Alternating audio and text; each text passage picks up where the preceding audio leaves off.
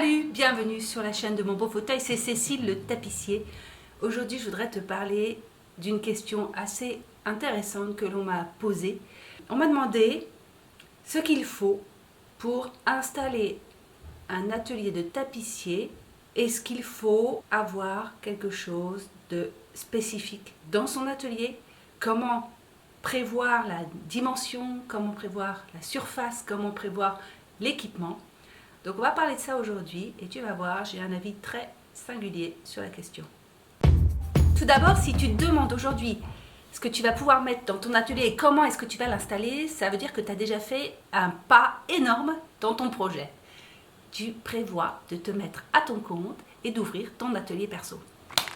Et pour ça, je tiens à te féliciter. Je suis super contente que tu viennes remplir les rangs des tapissiers au XXIe siècle. Alors voilà mes conseils pour la mise en place et l'installation de ton atelier. La première chose qu'il faut que tu détermines, c'est qu'est-ce que l'on va faire dans cet atelier, évidemment. Parce que en fonction de ce que tu vas faire dans cet atelier, il va te falloir des équipements différents. Par exemple, la plus grande des questions que tu peux commencer à te poser, c'est savoir est-ce que tu veux faire du traditionnel ou du contemporain? Est-ce que tu veux faire de la garniture haut de gamme en faisant du traditionnel ou est-ce que tu veux essayer de concurrencer, je dirais, l'industrie du meuble en faisant de la garniture contemporaine? C'est une question hyper importante. Pourquoi est-ce que c'est une question hyper importante? Parce que c'est ça qui va déterminer toute ta stratégie d'installation. Et l'installation, tu vas le voir, ce n'est pas uniquement l'aspect matériel des choses, c'est aussi tout ce qui correspond à la stratégie marketing de ton projet. Alors tu l'as certainement vu et compris dans toutes mes vidéos, personnellement je prône la valorisation des matières naturelles dans la réalisation d'un projet professionnel en tant que tapissier d'ameublement et tapissier de siège. Alors pourquoi est-ce que je prône ceci? C'est pour différentes raisons. La principale des raisons est que cela va te permettre de te placer en haut de gamme, au niveau haut des prestations de services que tu vas pouvoir proposer à ta clientèle. Tu vas donc pouvoir entrer sur un marché spécifique et travailler avec des donneurs d'ordre spécifiques qui vont t'ouvrir une branche sur le marché qui va te permettre de vivre de ton travail. Contrairement à ce que l'on pourrait penser, dans mon esprit, la valorisation des matières naturelles pour la pratique de la tapisserie de siège ne correspond pas à une valorisation d'un travail responsable et de la valorisation aussi de matières responsables. Pourquoi? Parce que la majorité des matériaux que l'on utilise en tapisserie de siège pour faire la garniture en traditionnel n'est pas forcément labellisé écologique ou bio ou des choses comme ça. En plus, par exemple, les crins, il est loin parce que le crin, à l'origine, il était produit en Europe et particulièrement en France. Il y avait des lieux de fabrication du crin et d'exploitation du crin. Et aujourd'hui, c'est plus du tout le cas. Aujourd'hui, le crin vient soit d'Indonésie, du Sri Lanka ou d'Afrique du Nord. Si je souhaite valoriser la pratique et l'utilisation des matières naturelles pour la garniture des sièges, c'est donc pas pour des raisons écologiques spécifiquement. Mais c'est plutôt parce que ça valorise premièrement un savoir-faire. Okay? Et qu'ensuite, ça va te donner une image de marque qui va être beaucoup plus valorisante, surtout en ce début du XXIe siècle, au niveau de la société. Donc dans cette vidéo, je vais principalement t'expliquer comment est-ce que je te conseille de voir l'installation de ton atelier de tapisserie de siège pour la pratique de la garniture traditionnelle. Alors, on va donc partir du principe que tu vas ouvrir un atelier de tapisserie de siège en valorisant la garniture traditionnelle et donc en valorisant les matières naturelles. Donc, qu'est-ce qu'il faut pour ouvrir un atelier qui va valoriser ces choses-là? La première chose, évidemment, ça va être les outils. Donc, les outils, ce qui est bien avec la garniture traditionnelle, c'est que ils sont tous manuels. Je ne pense pas que ce soit la peine de s'étendre trop sur tous les outils de tapissier en traditionnel. En réalité, c'est tous les outils qui n'utilisent pas l'électricité, c'est assez facile. Alors moi je trouve que c'est un super avantage parce que où que tu seras, tu pourras emmener ta caisse à outils et restaurer un fauteuil, donc ça c'est quand même vachement intéressant. Donc il te faut un marteau, une paire de ciseaux, enfin pied de biche, qu'est-ce qu'il faut? Un ciseau à dégarnir et un maillet en bois, voilà, ça c'est vraiment... Alors j'ai une vidéo qui s'appelle les 6 clés pour démarrer, je crois, hein, la tapisserie de siège. Donc tu peux regarder, je te mets le lien, comme ça tu pourras aller regarder. Là-dessus, je liste les outils qu'il te faut pour un atelier. Ensuite, il va te falloir d'autres outils, comme par exemple une cardeuse pour préparer le crin. Donc voilà, ça c'est ce qui concerne les outils de base. Une des questions qui revient souvent sur cette question de comment est-ce qu'on fait pour s'installer en tapissier, c'est le lieu. Alors, qu'est-ce que tu vas choisir comme lieu? Est-ce que tu travailles chez toi? Est-ce que tu vas trouver un local commercial? Est-ce que tu vas trouver une boutique, un bureau? Est-ce que tu vas bosser en coworking? Donc ça, c'est vraiment quelque chose qu'il va falloir que tu réfléchisses, ce à quoi il va falloir que tu réfléchisses très spécifiquement, parce que ça va déterminer l'image de ton atelier. On m'a demandé quelle était la taille de l'atelier minimum. Alors, je vais te dire tout de suite, moi j'ai commencé dans un atelier à Strasbourg. Il y avait une partie boutique qui faisait à peu près peut-être 15 mètres carrés. Et j'avais une petite salle à l'arrière qui, elle, devait faire 9 mètres carrés, 3 mètres par 3 mètres. Hein. C'était tout petit, mais c'était hyper haut de plafond. Donc j'avais mis en place des tas de mécanismes pour stocker les trucs en haut. J'avais un escabeau, c'était vraiment pas pratique. Mais bon, j'ai réussi à bosser comme ça pendant 3 ans. Et ça me convenait parfaitement. Par contre, ce qui ne me convenait pas, c'était le montant du loyer et les charges fixes que j'avais liées à cette boutique, à ce petit atelier boutique. Donc moi je crois que un des critères principaux dont il faut que tu tiennes compte pour installer un atelier de tapissier, c'est ce que tu es prêt à allouer financièrement au local que tu vas avoir. Parce qu'il faut bien comprendre que quand tu as un local commercial qui te coûte très cher, ça te donne une énorme pression financière sur le dos. Et c'est déjà beaucoup de travail de faire les fauteuils, de trouver des clients. Si en plus tu as une espèce d'épée Damoclès qui vient te stresser tous les jours pour te dire il faut que tu rendes du chiffre, c'est vraiment pas la meilleure manière de travailler dans de bonnes conditions.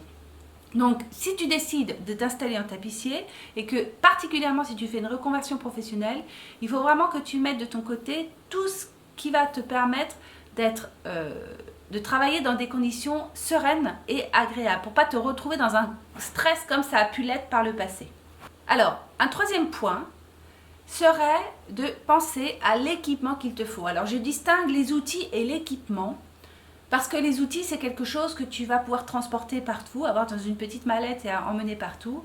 Et par contre, l'équipement et l'aménagement de ton atelier, c'est quelque chose qui va être fixe et qu'il va falloir que tu réfléchisses de manière très optimisée. Optimisée pour pouvoir faire les gestes les plus efficaces possibles et pour pouvoir répondre à la demande de tes clients et à tes besoins de créativité de manière facile. Alors, dans ces équipements, on a quoi? Concernant la garniture des sièges, c'est-à-dire le cœur de ton métier, le garnissage des sièges, tu pourrais avoir des tréteaux de tapissier. Ce sont des tréteaux spécifiques. Je ne crois pas qu'il y en a chez les fournisseurs. Moi j'en ai, mais il faut que tu le fasses toi-même. Donc ce sont des tréteaux en bois, assez longs, mais sur lesquels tu vas mettre des planches sur les côtés et tu pourrais, du coup, afin d'avoir une espèce de goulotte qui te permette de poser ton siège debout dedans sans qu'il glisse quand tu travailles dessus. Les tréteaux, c'est vraiment très polyvalent parce que du coup tu peux les ranger. Tu as une paire de tréteaux, tu peux les ranger dans un coin quand tu n'en as plus besoin. Donc voilà, moi j'ai des tréteaux et j'ai dans les outils principaux, en fait j'ai aussi un petit tabouret de travail pour pouvoir travailler les grosses pièces et pouvoir les mettre entre mes jambes et pouvoir être bien confortable avec, afin qu'elles ne bougent pas dans tous les sens. Donc des tréteaux, un tabouret pour pouvoir t'asseoir dessus, un petit tabouret bas à hauteur du siège pour pouvoir faire certaines garnitures. Tu peux aussi travailler sur une table. Alors la table c'est pareil, parfois elle est assez encombrante. Si tu as une table de couture, tu peux l'utiliser en mettant un drap par-dessus pour la protéger.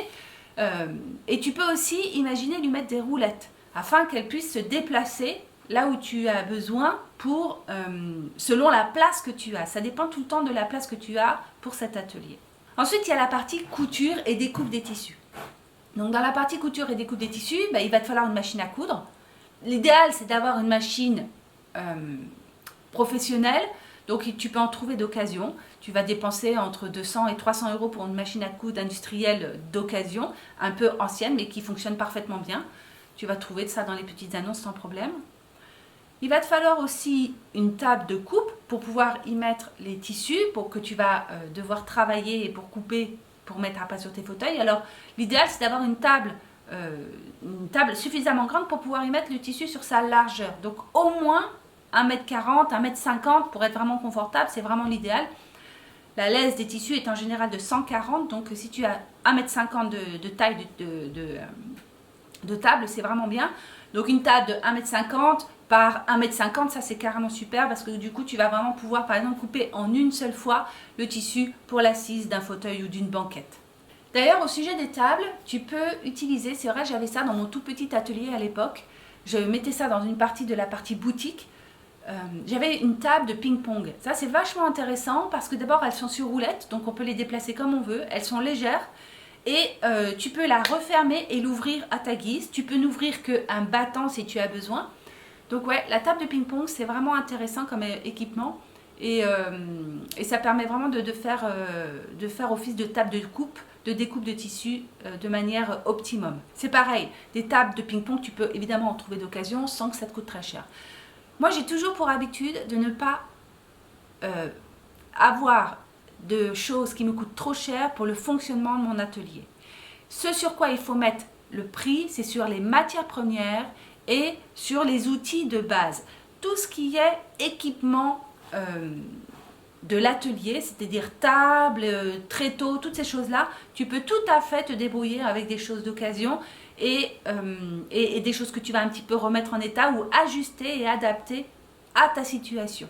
L'idée est de focaliser tes finances sur le plus important, c'est-à-dire la qualité des tissus et la qualité des matières premières que tu vas offrir à tes clients. Alors, dans l'atelier, il faut aussi que tu prévois un espace de stockage pour ton matériel, tes matières premières. Il faut que ton crin soit stocké de manière saine, c'est-à-dire dans un sac où la poussière ne va pas venir, où tu vas pouvoir l'utiliser et le récupérer facilement. Il faut aussi que tu aies un espace pour pouvoir stocker les tissus de tes clients. C'est-à-dire que quand tu commandes des tissus, alors en fait quand tu passes des commandes de tissus, souvent tu vas faire ça, tu vas grouper les commandes. Comme ça tu vas éviter d'avoir des frais de port trop gros de la part des éditeurs de tissus. Donc il faut que tu stockes ce tissu correctement. Dans mon atelier, j'ai construit une étagère suspendue sur laquelle je peux accrocher, fixer les rouleaux de tissu qui sont en attente. Ou les stocks que j'ai pu récupérer, les stocks de tissu que j'ai pu récupérer, voilà, je les mets en attente en hauteur. Et quand j'en ai besoin, je peux les récupérer facilement. Et ils ne m'encombrent pas en bas dans l'atelier, au sol de l'atelier. Alors, la question des éditeurs de tissus, ça c'est un truc qui revient en permanence. Est-ce qu'il faut absolument avoir des collections de tissus des éditeurs? Bon, je vais peut-être pas me faire des amis, hein, ça c'est fort probable. Je parle des éditeurs.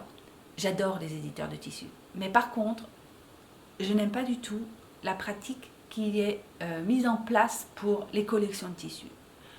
Si tu ne sais pas encore comment ça se passe, je vais te l'expliquer. Pour avoir des collections de tissus que tu vas présenter à tes clients, les éditeurs vont te demander de les acheter.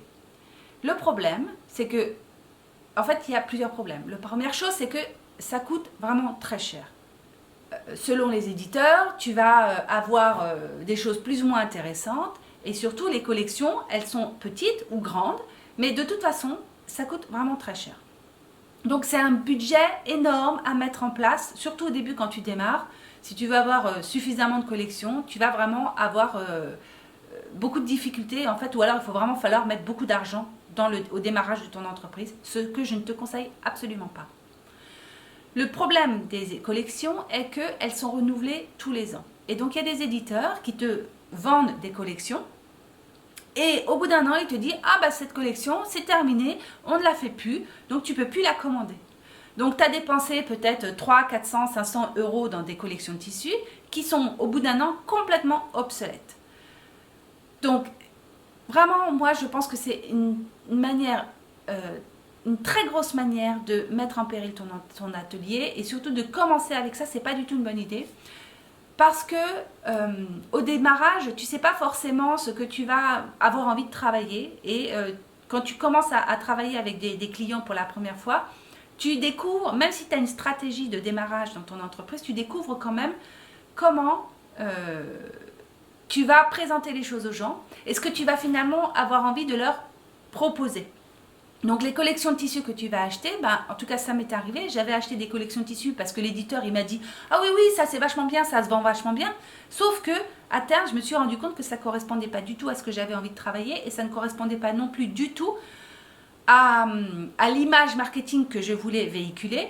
Donc je me suis retrouvée avec des collections que je n'ai pas pu utiliser et puis qui en plus sont devenues obsolètes assez rapidement. Donc franchement, ce n'est pas du tout mon conseil d'acheter des collections, surtout au démarrage. Comment est-ce que tu peux faire? Écoute, c'est simple. Il y a des fournisseurs de tissus et des fournisseurs pour tapissier dans plein de régions. Je suis sûre que près de chez toi, il y en a. Et que tu peux, moi c'est ce que je fais en Alsace, j'ai un fournisseur qui me prête généreusement ses collections afin que je puisse me rendre chez les clients. Et comme ça, je peux vendre du tissu avec des collections que je n'ai pas financées au démarrage. Et voilà, donc c'est tout à fait possible de trouver une solution comme celle-ci, ou alors de te mettre en collaboration avec d'autres tapissiers et acheter des collections en commun à la rigueur. Mais ça veut dire qu'il va falloir que vous ayez des stratégies un peu similaires. Et l'idéal est quand même que tu arrives à te distinguer de la concurrence. Donc, sois très prudent avec les collections de tissus. Fais attention à ne pas te laisser emporter par l'enthousiasme des représentants qui, de toute bonne foi, veulent te vendre leur collection. Un autre point sur l'équipement, de manière générale, le tapissier, il ne va pas s'occuper de la structure, il ne va pas être ébéniste, ok? Donc il ne va pas faire des travaux difficiles et compliqués sur les structures des fauteuils. Par contre, il va être amené certainement à recoller les sièges. De manière systématique, il faut recoller les sièges. Donc il va te falloir un endroit où tu vas pouvoir coller, donc un peu de colle, un pinceau pour mettre la colle, et surtout il va te falloir un serre-joint, enfin quelques serre-joints, des grands serre-joints. Donc là il te faut des serre-joints spécifiques d'ébéniste. Je te conseille de ne pas acheter les serre-joints qu'on trouve dans les grandes surfaces. Va chez des fournisseurs spécialisés pour les ébénistes et pour les professionnels, parce que là tu auras des serre-joints de qualité et qui vont durer toute ta vie. C'est un énorme, ça c'est un investissement, hein. C'est vraiment un investissement, mais ça va durer toute ta carrière de tapissier que tu vas utiliser des serre-joints de qualité. Et si tu veux commencer light, eh ben, je te propose de faire ça, de faire les collages de tes fauteuils avec une sangle à cliquet. Et donc pour ça, il y a une vidéo sur ma chaîne qui s'appelle comment utiliser la sangle à cliquet. Tu n'as plus qu'à aller voir, je te mets le lien d'ailleurs. Et du coup, tu vas pouvoir utiliser une sangle pour faire les premiers collages de tes fauteuils. Ça, c'est vraiment investissement minimum. Et maintenant, on va aborder une partie dont on ne parle jamais quand on me demande en fait ce qu'il faut pour mettre en place un atelier de tapissier. Quels sont mes conseils? En général, on ne pense qu'à l'aspect matériel des choses. Et bien moi, je voudrais qu'on parle aussi d'autre chose et il faut que ce soit vraiment dans ta stratégie d'installation. Il y a la partie communication. Parce que si tu as un atelier, il va falloir que les gens le sachent, d'accord? Comme je te l'ai dit, je te conseille d'avoir un atelier qui va te coûter le moins cher possible. Donc, à mon sens, à moins que tu aies vraiment le financement pour le faire, à mon sens, il n'est pas forcément intéressant d'avoir une boutique en pleine rue, au centre-ville, dans le centre de la ville la plus proche de chez toi, ou dans le centre de ta ville, et qui va te coûter très cher. Donc, il va falloir par contre que tu aies, si tu n'as pas une boutique pignon sur rue, qui d'ailleurs n'est pas la garantie que tu vas avoir des clients. Je tiens quand même à le préciser, c'est pas parce que tu es en pleine rue avec une vitrine qui fait des clignotants que tu vas avoir des clients, ça n'a rien à voir. La seule chose qui va te permettre d'avoir des clients, c'est la stratégie marketing et la communication que tu vas faire auprès du public. Et donc, dans l'équipement, il faut absolument que tu penses à la partie communication. Et la partie communication d'un tapissier au XXIe siècle, c'est comment utiliser les réseaux. Et pour utiliser les réseaux, c'est-à-dire les réseaux sociaux et le pouvoir d'Internet, il te faut de quoi faire des photos. Donc, dans ta stratégie d'installation, je te conseille vivement d'avoir ce qu'il faut pour faire des photos. Alors, je ne te dis pas d'acheter un appareil photo ultra sophistiqué, de devenir photographe. Il ne s'agit pas de ça du tout. Aujourd'hui, les smartphones font des photos extrêmement belles et donc ça fera tout à fait l'affaire. Par contre, pour faire tes photos, il faut que tu sois installé correctement. Donc, par exemple, il va falloir que tu aies un espace dédié à cela pour que tes photos soient le plus neutres possible et qu'on puisse... voilà, que tu puisses révéler une ambiance, que l'on puisse bien voir le travail de ce que tu fais. Et donc ça, c'est des choses qui s'apprennent. Il ne te faudra pas longtemps pour bien comprendre comment fonctionne et comment est-ce que tu veux que les choses soient présentées pour toi. Si vraiment ça t'intéresse, il faut absolument que tu t'investisses dans la compréhension de cela. Et la compréhension de comment est-ce qu'on fait des photos, c'est comment est-ce que l'on cadre, quel type de fond il faut utiliser, comment est-ce que tu vas utiliser la lumière, quelles ambiances tu vas donner. Et juste pour une indication, avoir un fond neutre, c'est quand même ce qu'il y a de plus facile. Donc la première chose, ce que je peux te proposer, c'est par exemple d'utiliser un fond comme celui que je te mets là. Un fond blanc, c'est quelque chose que tu vas dérouler, que tu vas mettre quand tu en auras besoin. Tu mets ton fauteuil, tu prends des photos et du coup tu vas avoir quelque chose de neutre que tu vas pouvoir vraiment exploiter facilement et diffuser sur différents médias, ton site internet, sur les réseaux, dans tes communications, dans tes devis. Enfin, tout ça, ça va être beaucoup plus facile pour toi d'avoir un fond neutre pour faire tes photos. Donc, peut-être que penser à ça, à la manière dont tu vas faire tes photos et le minimum d'équipement qu'il te faudra pour faire la communication de ton entreprise fait partie de ta stratégie de démarrage d'entreprise. Il faut vraiment que tu y réfléchisses à ça.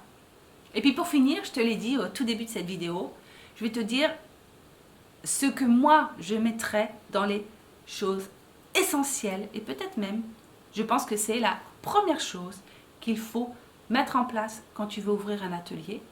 Et ce n'est pas quelque chose de matériel, c'est quelque chose d'immatériel qui va être plus la vision que tu as et la stratégie que tu as pour ton atelier. La stratégie que tu as pour ton atelier, c'est ce qui va te guider et qui va donner en fait l'ossature, enfin le squelette de cet atelier physique que tu vas avoir. Et donc, ce n'est pas du tout quelque chose sur lequel il faut faire l'impasse. C'est au contraire quelque chose d'aussi important que le type de marteau que tu vas prendre, le type de matière première que tu vas utiliser, que tu vas valoriser, ainsi que la machine à coudre que tu vas avoir. Toutes ces choses-là, c'est vraiment important. Mais la stratégie pour mettre tout cela en valeur est la chose essentielle à mettre en place. C'est pourquoi je pense que c'est vraiment le premier point auquel il faut que tu réfléchisses. Donc à la question, que faut-il pour mettre en place un atelier de tapissier et que faut-il pour équiper un atelier de tapissier, eh bien, je te dirais une seule chose.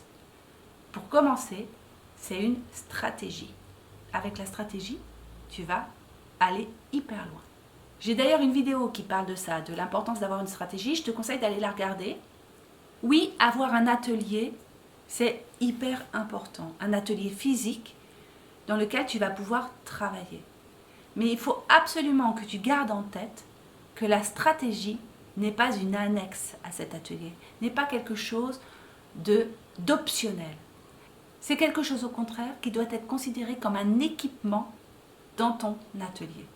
C'est quelque chose d'essentiel qui va structurer l'ensemble de tes outils. Et d'ailleurs, la stratégie est un outil pour le développement de ton entreprise. Si cette idée de concevoir la stratégie comme un équipement à part entière et un outil à part entière de la réussite de ton entreprise. Si tu as des questions à ce sujet, eh ben, je t'invite à les poser dans les commentaires. Je serais ravie de pouvoir y répondre. Si tes questions sont personnelles et compliquées, eh ben, je te propose de m'écrire. Mon contact c'est cécile@monbeaufauteuil.com. N'hésite surtout pas à m'écrire, à poser tes questions. On peut prendre rendez-vous pour en parler. Je serais ravie de t'aider.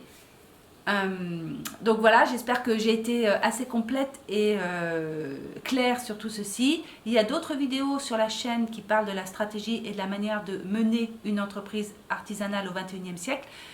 J'espère que tout ceci va te servir. Je te souhaite une très belle journée et je te dis à bientôt pour la prochaine vidéo. Salut!